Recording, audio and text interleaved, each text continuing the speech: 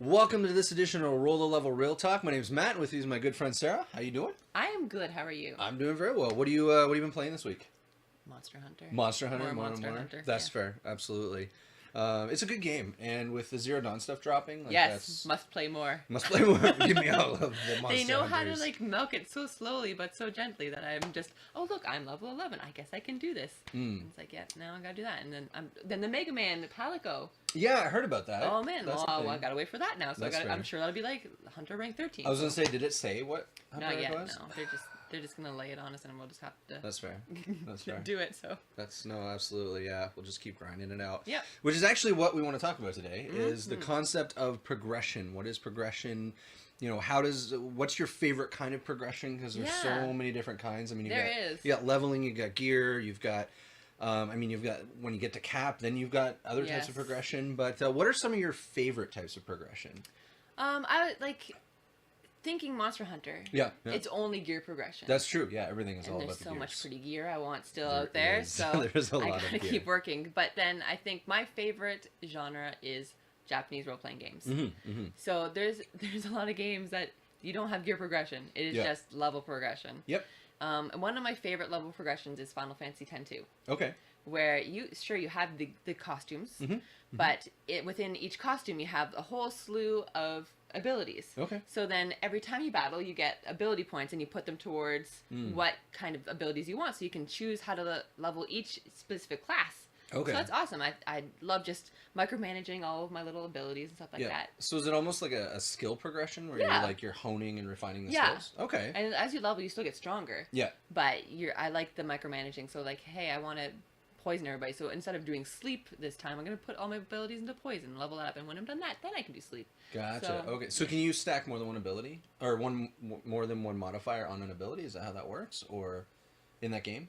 Like, if you wanted poison and sleep, could you? Oh yeah, you could you're just learning the abilities. You're putting the points towards learning the abilities. Oh, okay. Sorry. Yeah. So you'll have them all in the end. I've clearly never played this game. It's okay. So, people were very distraught about that game. That's fair. Absolutely.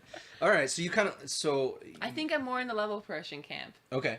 Because I will play a game that's just straight stats. Yeah. With no gear. Like your spreadsheets. That's fair. No, I love the first thing I do when I start a new game, or I love waiting 2 months for a game to come out, because then all the stats sheets will be out there, and I'll be like, good, I know the optimal way to play this game. Yeah. I'm good to go. Okay, fair enough. Even though gear's amazing, like Diablo. Oh, yeah. You get gears so fast, and it's like the melding of the best of both worlds.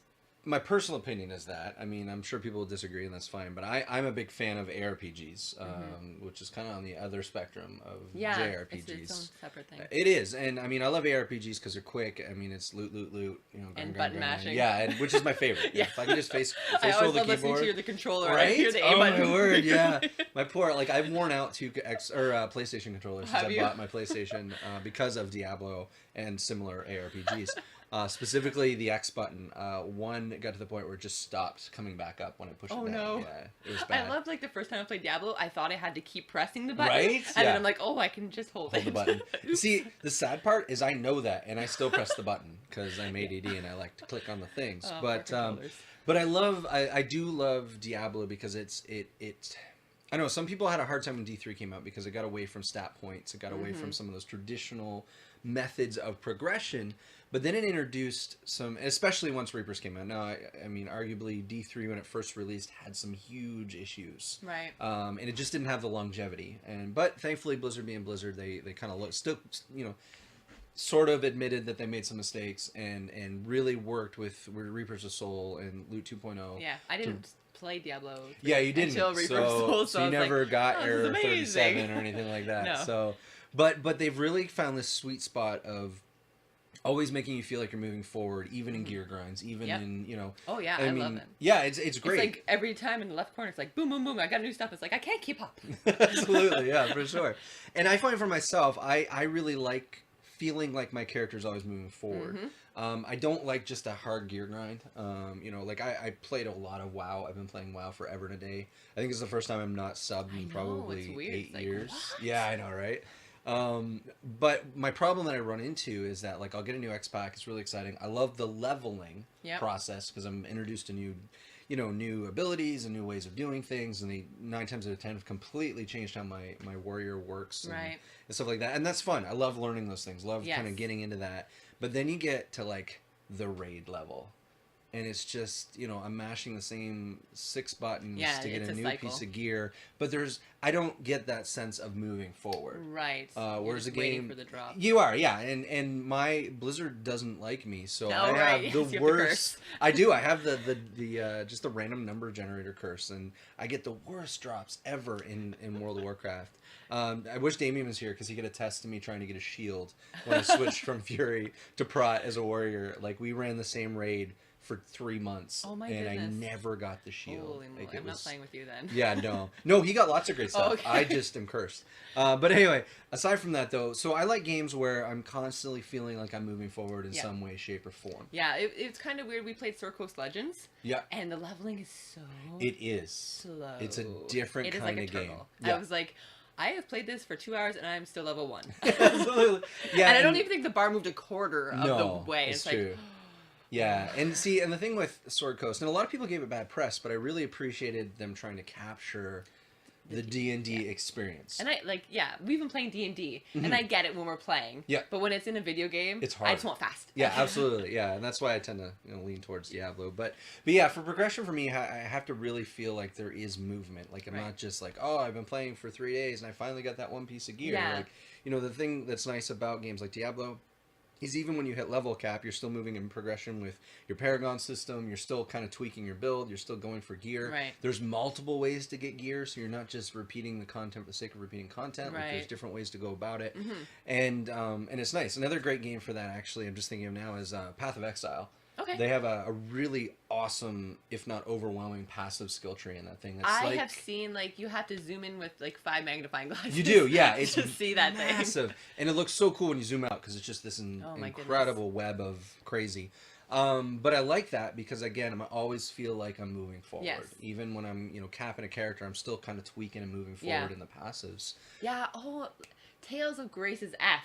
Yeah. Okay. Yeah. That was an awesome one too, because every time you could earn, there were so many different ways to level, and there was something in the game called titles. Okay. So every battle you would earn points towards titles. Yep. And every character had them. Oh, okay. So after every battle, I was getting hey, title done, you get 3+ strength for nice. this. Yeah, so yeah. I was always I love the micromanagement. I think it's what I like. That's fair. After a battle or a couple, I'm getting something stat points here or some little something that even. Absolutely. Something random, I can talk to something better, a certain kind of race better. Something. Yeah, It's absolutely. Anything. Yeah. As long as it keeps binging, then I'm doing great. That's right. You still I'm get sold. the ding every level. Yeah, and that was one of the things. Way back during the time of Wrath of the Lich King for World of Warcraft. I loved the talent trees back then because there was so much freedom to tweak. Yeah, I know. I don't want to get down that road too far because I'll just cry. But, yeah, I know. But there was so much to tweak, so much to enhance, so much to try to figure. And even when you did get the level cap, you weren't pigeonholed into, hey, I've got to play this one build. I know now it's just hey, if you're not doing this build, you're doing it wrong. Yeah, it's true, and that takes away from the fun for me. And again, going back to Diablo, and I am a Diablo fanboy, so just take it for what it is, but. But I love that because I'll level a character up, and I'll be pushing, Torment 13 or something like that, and I'll be like, I'm going to do a completely different build. Let's just see if this works. But there's the freedom to do that. Yeah. And every time, I've made 3 warlocks in that game. They're all different. Yeah. Yeah. Or wizards, sorry. In wizards. No, you're good. You're good. It's okay. But yeah, it's every time I start it again, it's oh, I'm going to do this time. It's it's always new and exciting and fun. Absolutely. And I'm always moving forward. Yeah. And progression comes in a lot of different ways. I know people that love progression, with their crafting systems. Hey, that's cute. Final Fantasy 14. I could play that game all day, just chopping trees down. I don't even care. I leveled up in my chopping trees. That's awesome. I play that game every year. When they have a subscription thing sale.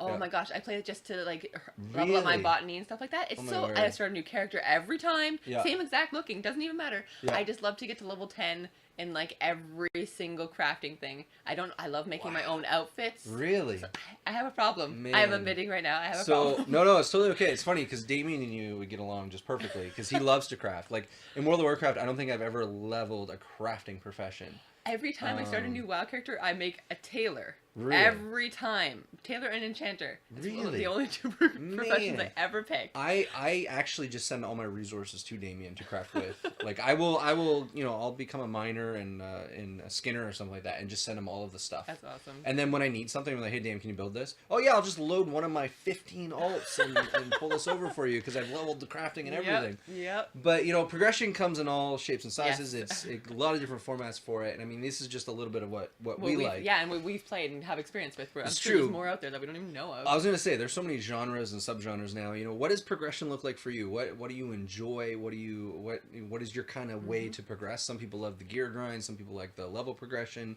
And some people love everything in between. But we'd love to hear from you in the comments. So definitely jot those down so we can respond. And we just want to thank you so much for watching this episode. And we'll talk to you next.